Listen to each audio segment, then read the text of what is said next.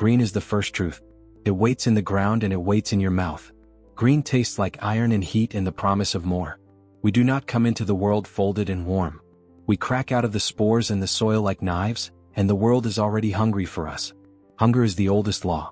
Hunger makes names. My first memory is the sound of chewing. Not my own, another's, mouth tearing at soft flesh, the slap of meat against teeth. I remember the smell, thick and sweet and rotten in the way that told of late harvests and older things. The fungal beds were a warm dark. My eyes opened to the shape of the camp beyond, the shacks, the fires, the half-smashed hulls, glowing and breathing like the belly of some great engine. I surfaced into noise. Someone screamed with pleasure. Someone laughed and spit blood. They handed me a piece of bone. I did not know what to call hunger then. It was a shape in my belly, a weather that moved me. I chewed.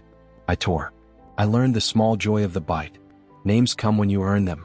I earned Grubskull the same way as the thrashing boys around me, by smashing louder, biting harder, refusing to be eaten. There was a bigger runt who thought he could take the chewing spot, Gurwa, throat fighter, teeth like jagged promises. He came at me and I met him with my head. The cartilage made a music I still hear, the soft, satisfying crash of things breaking the way they were meant to. He bled green and screamed, and that scream smelled like victory. Skrr, my knob, threw me a club afterward, the giver of small mercies. You grunt good, he said with a rock voice. You waste meat too. Eat last tonight for making a mess. Eat last. The shame was warm and sharp, but the club was heavier than shame. I slept holding it like a new spine. You think the warband is chaos, fire and scrap and noise, but there are systems under the mess. Ranks like baked layers. Jobs like bones. The mechs and mechs live near the spark pits. The riders sleep close to the wagons. The bosses take the center tents with the rawhide flaps. Square put 30 of us together, my boys, and he gave orders that were short as teeth. Today we raid, he said. Ume farm. Small humies. Easy meat. I nodded. I felt my chest thump the way it did before anything right. The hunger was a drum. We rode in the wagon, the world jerking like a beast coughing. The driver had goggles and too many teeth clamped over his lip when he grinned. On the ridge the farm looked like little ant houses under a pale sky. I liked the way the humans moved, slow, precise, focused like they believed their days would repeat. Clothes matters. Clothes is where the joy is. Skraka raised his cleaver and it fell like an argument. We burst from the trees in a green river. Panic comes first for them. A few swing farm tools, but those metal sticks are nothing in a fist or a club. I remember one human looking like a spear wielder, planting his feet, trying to be brave. He jabbed and grazed me and I felt the taste of iron and thought it was nothing yet. I smashed him and I liked it. It is not as sweet like the fungus. It is louder, a drum. It builds you. I pushed into a small hut and found a woman with 2 little ones, the eyes in their faces wide as moons. She stood up like a thing that had been carved out of stubbornness and put herself between her young and me. She was not afraid. She had a small blade and the kind of courage that hurts you by how useless it is. She cut me in the thigh. Sharp, brief pain. Was a lesson. Pain makes sense where hunger is a blind thunder. The little one's feet thumped and the world became uglier and faster. I remember the face of that human woman for a reason that will not fit the life I knew. She was fierce and clean and terrible. When I broke her neck it felt like taking a jewel from a box. She was heavy and she made a sound almost like a name. Her eyes did not ask for mercy. They gave a truth, I will do this for them. I had not seen that truth before. It sat in my chest like a seed. Names are earned and teeth traded and guns taken. Back at the wagon Skrur counted heads and grunted. 4 boys lost, he said. We don't collect dead. Not wasteful. Spores and soil are generous. He saw me and scowled the scowl that is a compliment in that world. Grubskull, he said. Take this gun. You earned it. I accepted a loss that was more complicated than my club. It hummed with human light. It burned like a clean thought. Later in the night a mech called Nazgrim eyed me and the gun and offered changes, rugged, clever modifications that cost in teeth and favors. He became a name I would come to trust. Time in a war band is a loop of noise. We fight, we feast, we argue for loot, we get told to sleep. But sometimes something pricks clean through the circle and shifts the thread. It came as a rolled map and a weird boy's yelp. We had taken the farm like wolves, but the map showed bigger dogs. Columns and tanks, marks where the Imperial Guard moved. Grimto, the war boss, stood like a mountain and looked at the map like it was a new kind of meat. He listened to the weird. The boy's eyes flashed green with that psychic hum the older boys call the Wa. He said war comes. Grimto said Wa. The sound rolls over us and builds into something that moves tighter than any rope. thousands answered, stomping and spitting the name of the hunt. We prepared. Nazgrim tried to tune my loss, but I found a flamer before that. Heavier, thicker, a weapon that spits promethium the way a mouth spits fire. It is terrifying. The first time I hefted it I felt older, like I had teeth I hadn't earned. It smelled of burning and rain and the dead. Nazgrim told me how to use it: pilot light, gauge, aim wrong and you cook yourself. He was careful and crude like a man who understands machines and blood. He gave me fuel canisters like an offering. 6. Make them count, he said. I felt responsibility press into my hands like a new weight. The W builds the soul like a fever. The camp swelled. Bikes and wagons and mechs and more boys came. We sang the Wa louder and sharper. It pushes against you until you cannot tell the difference between yourself and the shout. The war boss wants big glory. Marines are the teeth of the Emperor, the smell of doctrine, and Grimto's grin spreads. The older knobs look sideways. There is worry in the way their hands flex. Crunch is the quiet one. He grunts, he fights like a blade, and the other boys think him odd. I watched him in the fires and he watched back like a stone. He came back 5 days before the march with a mouth like bad news. The scouts found power-armored men, space marines. Not a few. A company. Even the mechs who tinker in corners grow a little still when that word falls. The day we move out, the ground itself seems to think in drums. Engines and feet and nerves make the horizon a breath of iron. We ride into a sky that smells of high years and incoming cannon.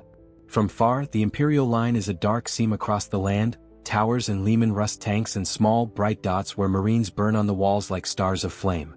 The W is not afraid. It sharpens into a hunger so wide it almost becomes liturgy. The first wave washes against the fortifications and breaks. The simple math of being many against the few begins to bend under the iron physics of heavy guns. The noise is a force that takes you apart. Men fall like crops. The orc charge is a green wave hitting rocks of metal. I see bodies pile and hands claw. We use the pile as ladder and keep climbing, an ugly, practical thing. Nazgrim slams the technical forward and we join the surges, and somewhere in the skin of that chaos my flamer grows like a second heart. When we crack the wall and blood and smoke and heat start to taste the air differently, the world compresses to a few things. Breathe, point, press the trigger. Promethium is a cruel medicine. The first time it leapt out and found flesh, human, and the smell of their meats, screams began like rope burning. People burst into torches and the screams were excellent music. I felt a joy that sits in the marrow of those who know engines and fire. Nazgrim is behind me making small shots that seem to matter. He tosses debris and we move like the only thing that counts. Then the Marines come. They are not just big, they move with laws of metal that mock our crude rhythm.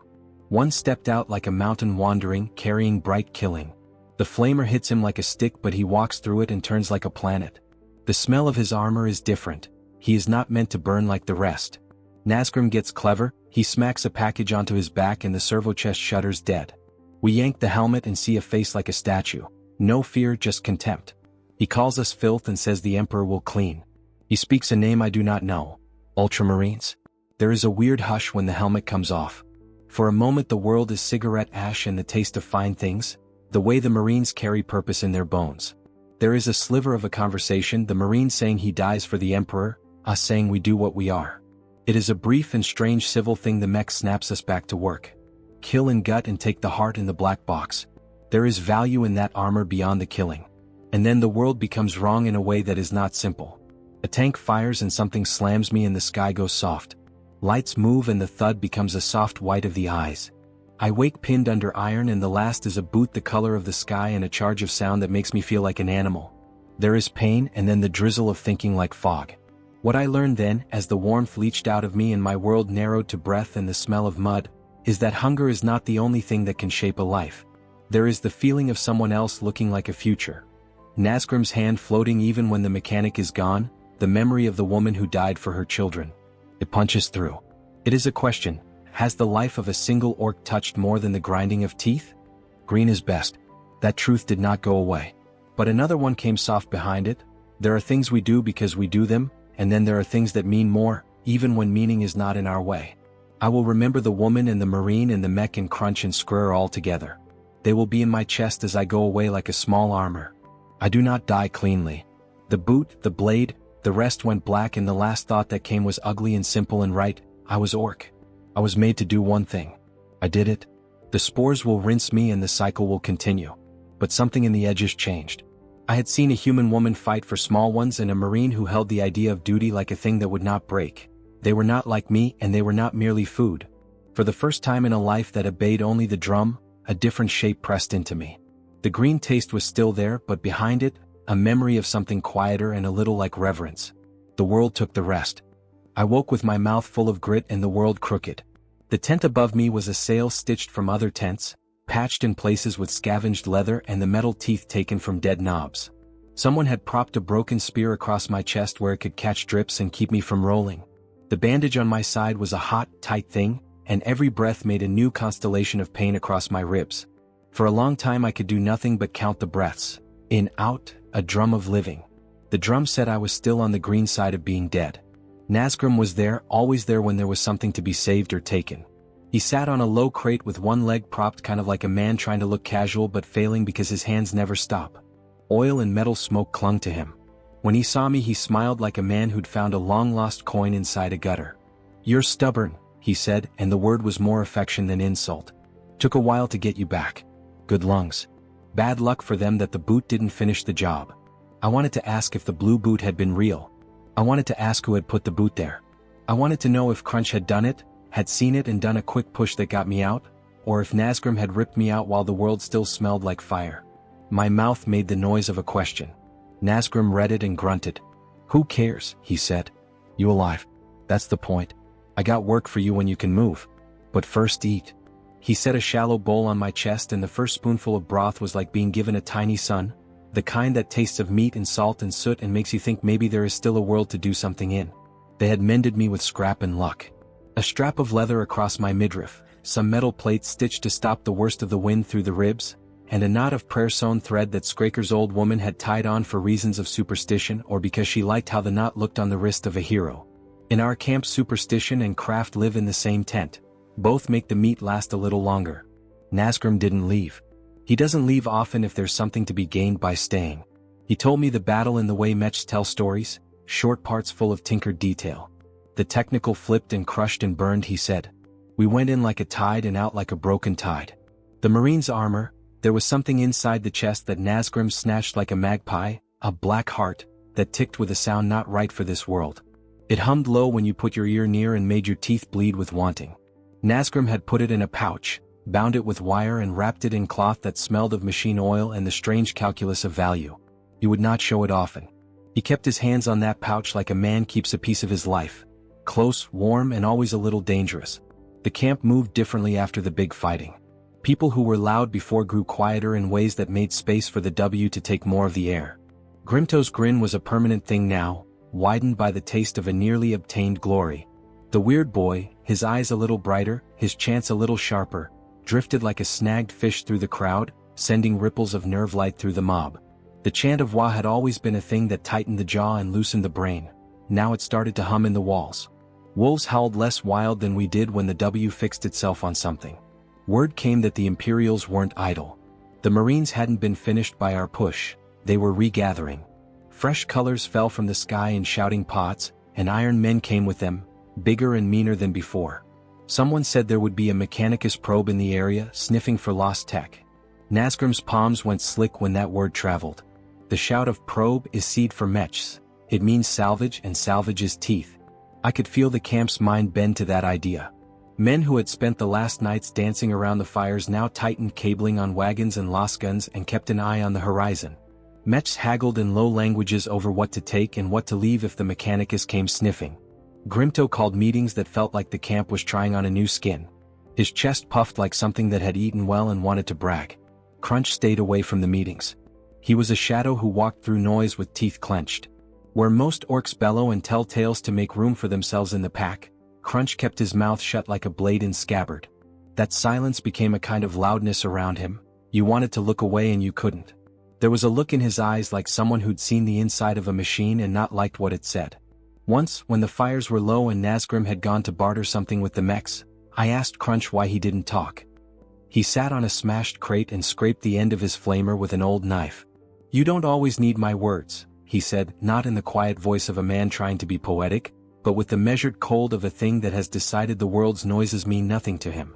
Then he spat and walked on. Days after I woke, the W changed from a thunder to a dragnet. We were packed into wagons and bikes and eddies of men and metal and pushed toward the place Grimto wanted to make legend. The route smelled of new graves and of the sweet fats of cooking too much meat in a hurry. The camp looked like something that grows when it is fed often. Layers of tarpaulin, of new scars, of hands that had learned to fix things on the run. Nazgrim kept the changed helmet pieces and the black heart near him. He told me not to speak of it outside the tent. That was a soft command, it came out more like pleading. The thing in the pouch made him small in a way that made me wary. Greed has layers like bone, and Nazgrim's had suddenly become the size of a star. We camped near a ruined outpost 2 days before Grimto wanted the prize taken. The night was thick with the smell of metal and a high singing line of light that the weird boy kept tuning with his eyes. There was a lit torch where a sentinel had been, and under that torch sky strange things moved. Flickers in the trees, a shadow that jumped too quick for a man. Scouts brought word that the Mechanicus had left markers. That fact made Nazgrim's hands shake with the same dull thrill that older orcs get when a big wagon of teeth is rolled into the camp. There had to be a plan. Plans in Orcish thought tend to be simple. Smash head, take teeth. Grimto's plan had more ambition. He wanted to claim the Mechanicus's curiosity and the legend that would come with stealing from men who worship machines like gods. That hunger was dangerous. It hummed in Grimto like a power claw wanting more. The morning we moved in to grab whatever the Mechanicus had left, Crunch and I found Nazgrim beside a scrape of rock where the ground had been wrong. He was carefully arranging small shards and wire like someone doing an offering. He let me see the black heart for a moment. The cloth was worn with heat and the thing inside ticked slow and certain. Up close it was nothing like I imagined, no bigger than a fist but not as simple either. It had a seam like a heart in a thing that did not want to bleed. When Nazgrim smiled and asked if I wanted to touch it, my hands went cold. I did not know if what he wanted to do was sacrilege or salvation. He said softly, "This is what will make you famous, Grubskull. This is what will make the W sing our names." He looked at me like that could be a good thing and like he wanted me to want it. Crunch huffed.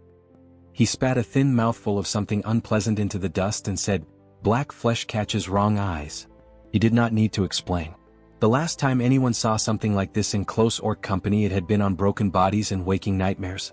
The Mechanicus does not leave voids, only traps, and when it does take something it often leaves a marked place that draws more iron men than a week of raids can handle. Grimto roared the march. We went in like we always go, hammer and meat and fire. The outpost was a broken jaw table, half-collapsed bunkers and a central tower that still hummed with a light. Mechanicus sigils were everywhere like strange, sharp tattoos on the metal. The weird boy's chanting picked up and the W felt less like a drum and more like a slow, rising fever. Weird energies make orcs do things they don't otherwise do. We were beginning to feel slick with such things. Nazgrim led a small party to the tower. He moved like a man who knew how to talk to boards and gears, touching consoles with a care that looked exactly like worship. He worked in silence while I did what orcs do: keep space, carry weight, throw my bulk into the breaches. He came back with pockets full of grit and a small container wrapped in a mesh of wire and scrap. It was not the black heart but something smaller, a shard of ceramite with etchings that bit into the eye. He tucked the shard into his cheek like a tooth and grinned with a look that said the hunt was working. Mechanicus scouts arrived quicker than expected. Their walkers were iron and slow and came in a careful procession like priests in armor. The first sight of them made something cold crawl up Nazgrim's spine. He clutched the pouch to him like a thing that might break if he let it go. Grimto bellowed and ordered the war to hold. There was talk of ambush and of taking the prize before the priests could realize what had been lost.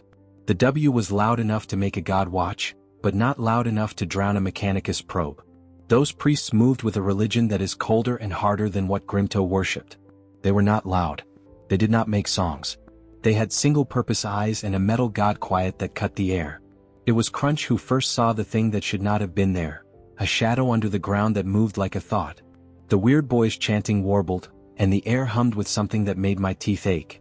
The Mechanicus priest stuck the end of a long staff into the dirt and the staff shivered like a thing that could weep. Sparks jumped up like small suns and the soil opened its face. A thing, small and metallic, crawled out like a beetle with iron legs. It had been left by men who worship machines, but it had a life of its own. It was a probe, yes, but also something that smelled like hunger when it moved. Nazgrim's fists closed on the pouch. Grimto's grin narrowed in the way a predator's does. We fought them with the green violence we were born to. The Mechanicus walkers are slow but heavy, and their fire is precise where orcs are chaotic. We closed the gaps with bodies. Nazgrim fought with tools and a small pistol that spat like a smoking mouth. The Weird Boy's W made men more than men for a time. It moved like wind into fists and turned thinking into a green blur. We ripped one walker open and took its guts. The priests on foot were swift and terrible. They did not rage like humans, they moved with a sorrowing detachment and cut through like clean knives. I watched one of them, a pale man with a robe that smelled of oil, step through the tangle and plant a symbol into the ground. The symbol sang and the air turned to ice. Nazgrim's black heart hummed louder and the pouch it lived in heated. He held it up like a torch and a thin line of oil train ran through the ground and split into the Mechanicus sigil like something paying a debt. That night the air was full of small fires and the cries of the dying. The Mechanicus probe had made itself useful by calling reinforcements in its own sharp, insect way. The sky got darker because big iron ships began to shadow it.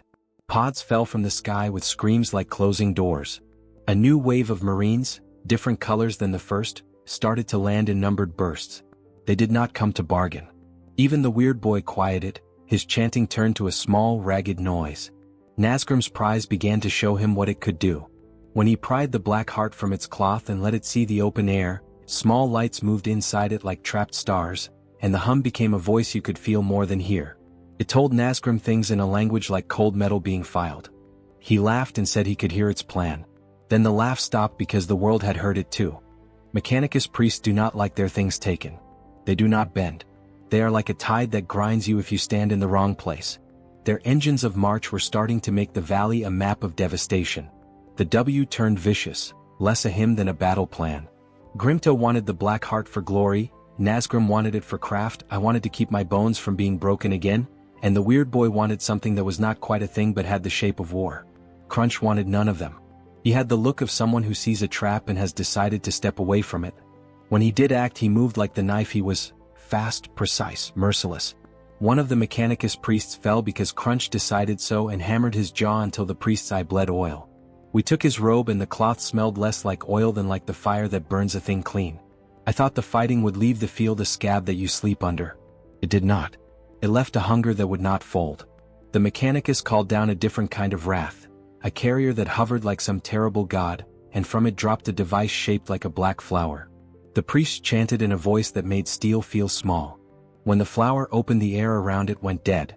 Men tried to scream and the sound stopped.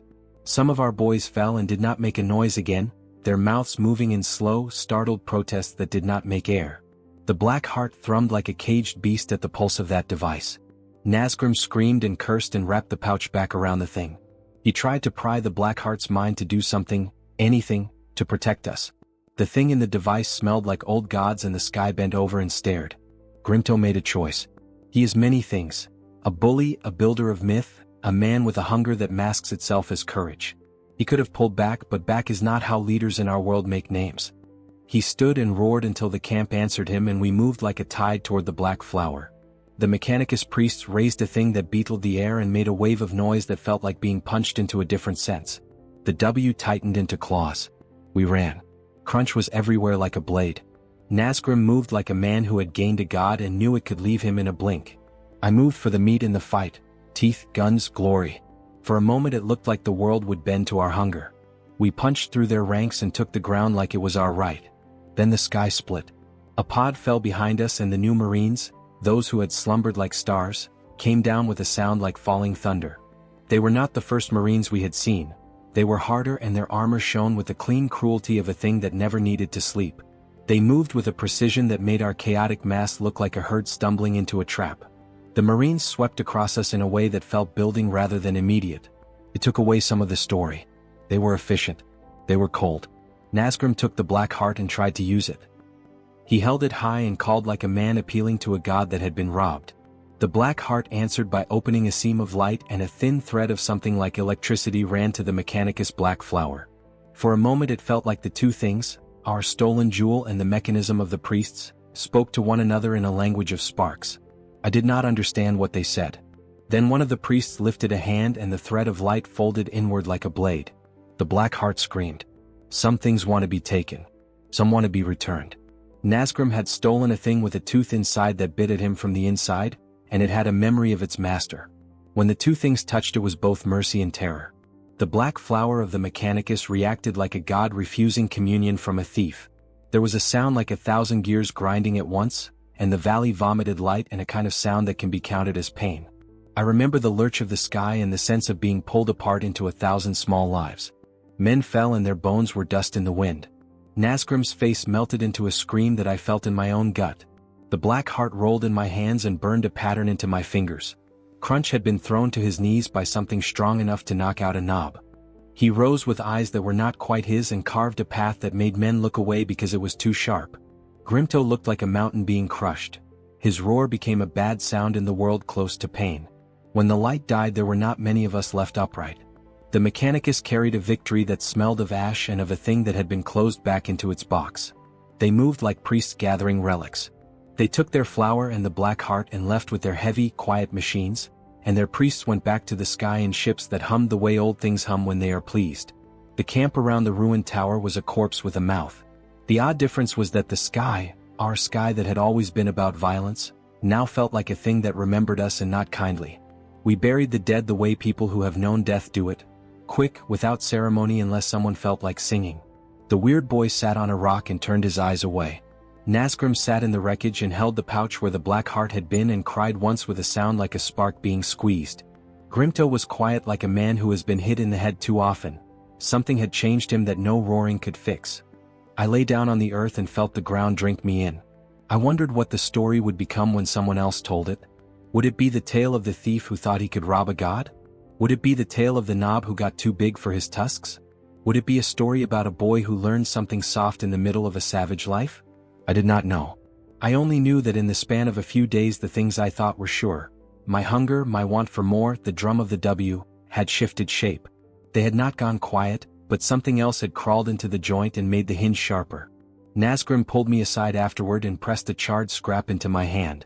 It was a sliver of ceramite etched with a mark I recognized from the Marine's armor. He said, "Keep this. For teeth or for story? Maybe both." He said it in a voice that was part apology, part business. He wanted to make something that would pay for what we had lost. The scrap burned the palm of my hand and I kept it like a prayer. Crunch did not speak again. He walked into the dark like a thing that had accepted the cost and would not be dragged back into the past. Grimto gathered what was left of the force and called for another march. That is what leaders do, they take the broken and make them move. The W was thin now, but it still hummed. It was not as loud as before, but it was insistent. The war goes on because the war must be told in new names. In the nights when I could not sleep, I would think about the human woman from the farm who had died to save her children.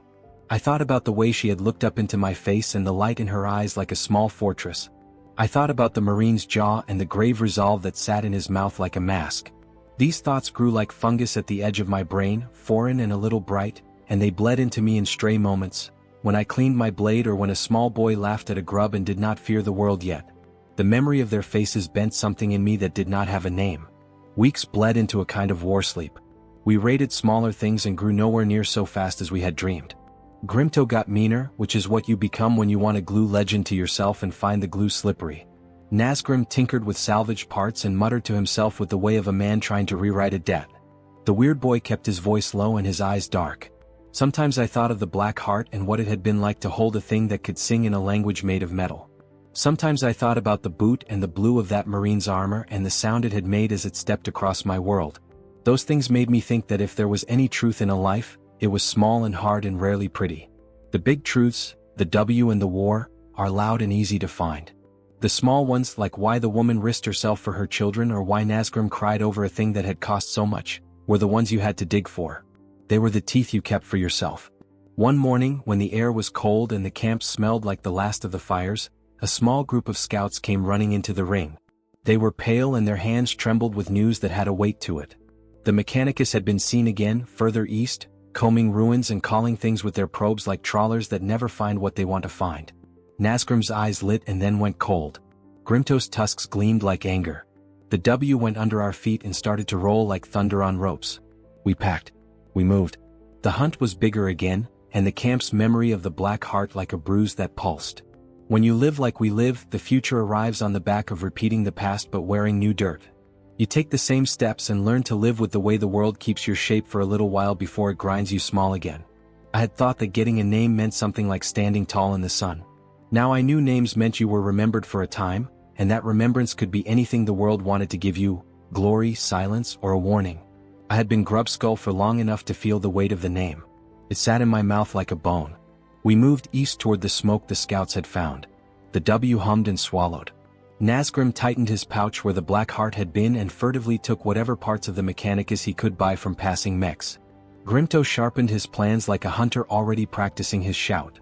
Crunch walked and looked like a man who had been reborn in pain and come out still able to swing a blade. As we went, old stories breathed new life. The world is a place of cycles and teeth and men who say that anything can be taken if you are loud and brutal enough. I would not say that was not true. It is true sometimes. But there are other kinds of truth that are quieter and sneak beneath the scab of war. They are the ones that make a man fold his toes at night and remember how to be small again. I did not know what the next march would bring. I could only feel the long thing it would make of me. The war had taught me a way to live and die, and the things I had touched on the battlefield, metal and human eyes and the echoing voice of the Black Heart, had pressed into me like a new map. I would carry those scars like a badge to the next place the drums called us. Maybe I would die and someone would find my bones and make a story of them. Maybe I would live and make another name to print into the long history of our kind. They say green is best. It was the first thing I had been taught.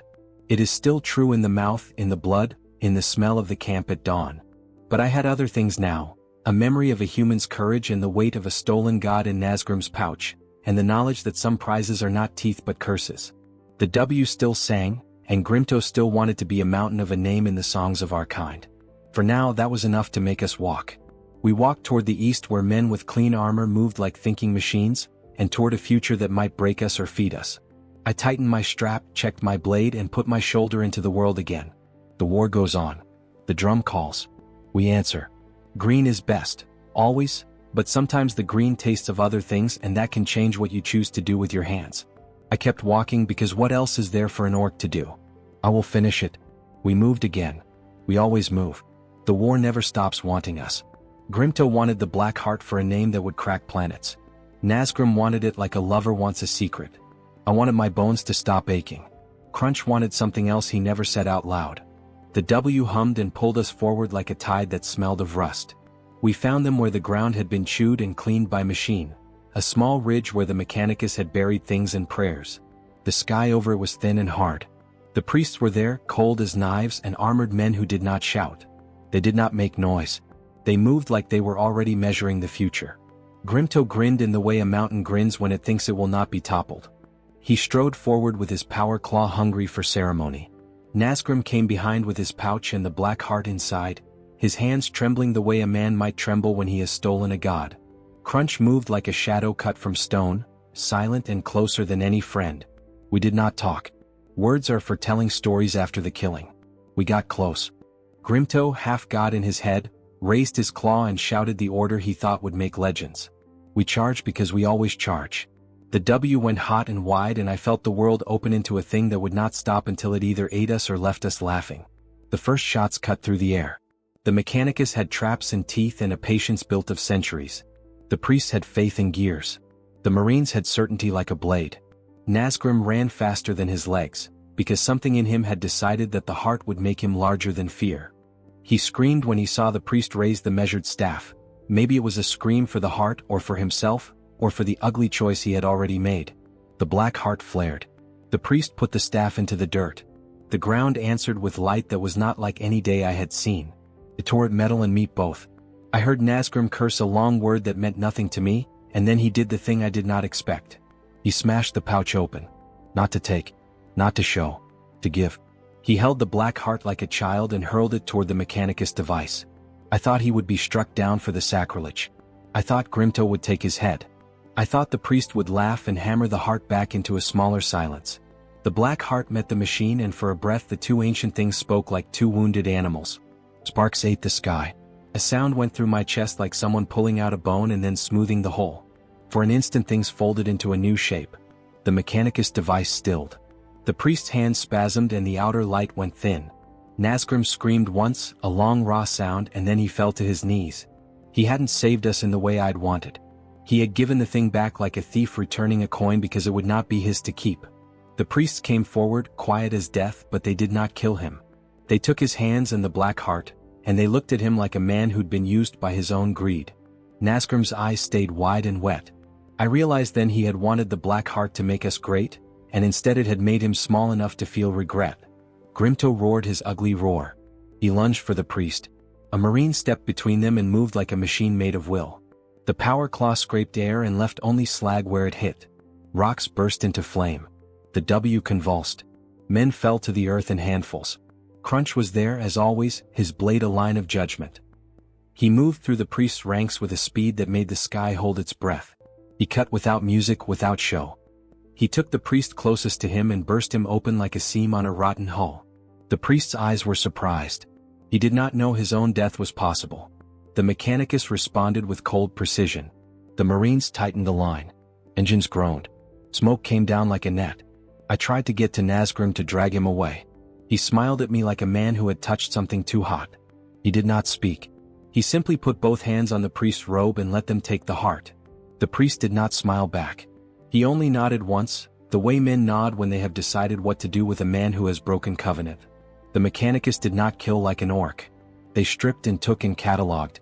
They did not feast. They left.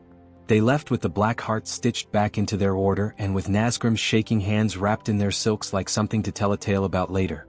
Crunch stood and scrubbed his blade on the dirt like a man cleaning a necessary tool. Grimto lay on his side somewhere and made sounds that could have been death or a fit. We did not take a trophy that day. We took bones and we took loss. We took the lesson that some things are hotter than greed and that some prizes were never meant to be carried by green hands. The W thinned into a whisper. The roar of machines faded. The sky went back to the steady business of being sky. For a long time after the priests left, we sat in the ashy shade and counted what we had.